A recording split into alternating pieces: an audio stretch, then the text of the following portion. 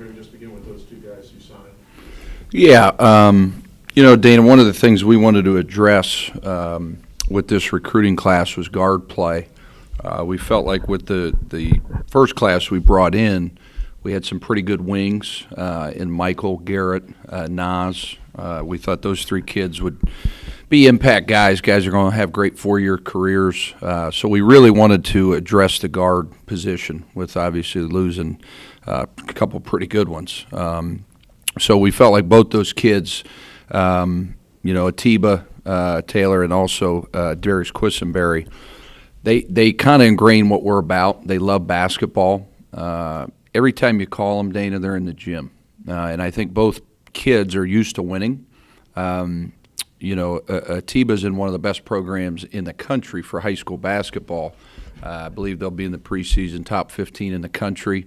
Other high major players. So, he's going to be college ready. And then Darius down at Uber Heights Wayne, just a great tradition. A lot of Division I players over the years, not only in basketball but football. So we're really, really happy, excited. I think those kids will come in and be ready to play right away. The name of the game is recruiting. You can have the best coaches in the country, but you got to be able to get some guys that can put the ball through the basket and do the things you want to do. So we're happy about those guys. Coach, what were your impressions from game one? Obviously, you had 7 new guys on the floor for the first time here. What did you think?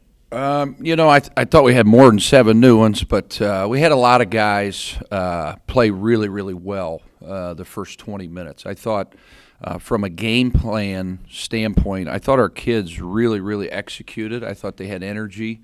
I thought we kept Kent State really off balance. We forced 9 turnovers. I thought the pace was going in our direction. And I thought the last 2 minutes, it's amazing in sports, the momentum can change in a matter of a play or two. And I think that's what our young guys are starting to figure out, starting to understand. It's about, the team that doesn't take the most plays off. I thought the momentum changed the last 2 minutes of the first half. Probably started when I split my pants on the sideline. I don't know if you guys saw the wardrobe change, but literally I've never seen that or certainly never been a part of that. Literally was ripped from the entire butt cheeks were hanging out. So I told Coach Slay, I said, "You got to follow me, buddy. We got a problem." And I don't know what he thought I was talking about, but he soon figured it out.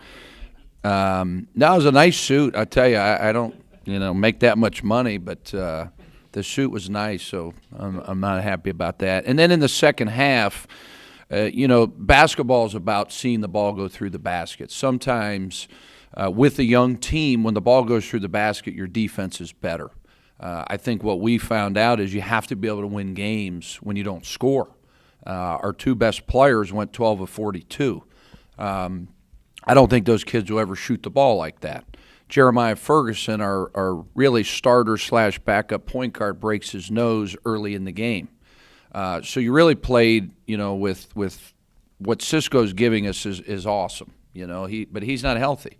I mean, you can't sugarcoat it any way than what it is. He's not a healthy player, but he's playing through pain. He's in the rehab. He's doing everything he can to get on the court. So we played with no point guards, and then we played, a game that I thought in the end, our effort wasn't there the last 15 minutes. But I think it had a lot to do with them guys not seeing the ball go through the basket.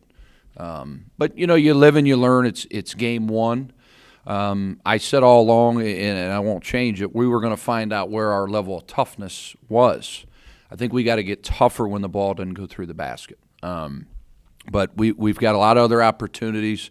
I really don't know how football coaches do it because they only get 11 opportunities. I know I haven't slept in 48 hours. I cannot imagine being a football coach. I mean, it's got to be hard because you only get so many opportunities. The best thing this team needs is to have a little success tomorrow night. Pretty happy that you play so quickly there? Yeah, Dan, everything's by design with your schedule. I think with a young team, we got to get this taste out of our mouth real quick. As I told them, we had a film session this morning at 6:15 a.m. We watched the tape. We learned from it.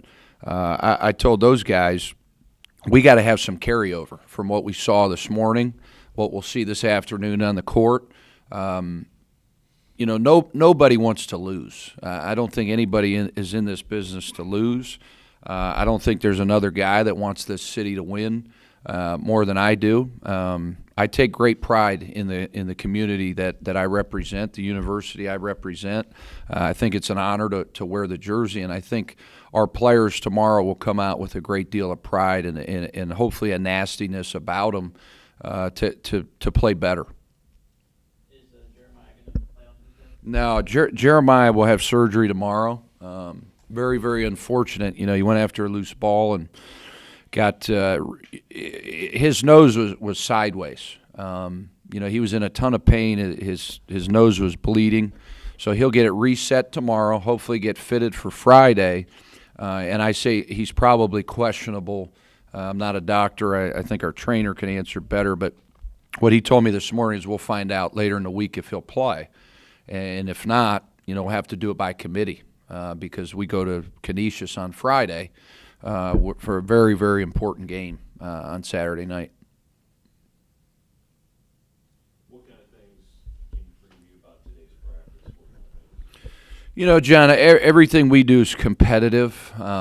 We want to put our guys in situations that are tough to see how they'll prevail, see how they'll fight. I read your article this morning that we're going to win 3 games, non-conference games. I told our guys, you know what, media, fans, maybe even some of their family members, wasn't a great first impression. I thought you wrote that article beautifully. I thought the first part of it, I thought the last part of the article was very, very right. We're not into making predictions. I think, John, what you have to worry about is trying to get better today. You'll probably get tired of hearing me say that all year. But it's with the young group in your first year, and I'm sure Coach Pelini can attest to this. You're trying to set the foundation for your culture. You're trying to get the kids to understand what you stand for, what you're trying to accomplish day in and day out, and have some success. With the young team, we want to see these guys have success. With 4 seniors, we want those guys to have success. It's about those guys' last 30 games because every day that goes by, it's one less I get to spend with those guys. And it's a difficult situation. A lot of those kids played for another coach. We didn't recruit them. But it is what it is. We're a family now. It's about us. It's about the guys in this room representing the city of Youngstown. And we got to represent just a little bit better for a longer period of time. And if we can do that, I think our guys saw it in a scrimmage. I think they saw it. You probably played a team that's going to win 20-plus games, a team that's going to, contend for an NCAA bid, a team that had success. And I think you saw that, in the second half. You show them pictures of when they're huddling, when our guys are tired. Was our huddle where it needed to be? We're a work in progress. There's no doubt about that.